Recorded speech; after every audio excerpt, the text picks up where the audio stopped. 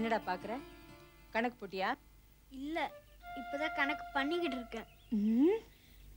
36, 32, 36. என்ன ஆன்சரா? இல்ல, உங்க அளவு. ஐயோ, என்ன பெரிய பேச்செல்லாம் பேசுற நீ? உன்னை என்ன பண்ண? தொடாதீங்க, எனக்கு ரொம்ப கூச்சமா இருக்கு.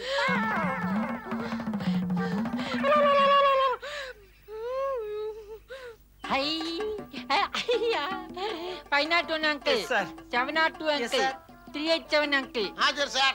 எல்லாம் வரிசையா உட்கார்ந்திருக்கீங்களே, ஆரம்பிக்கலாமா?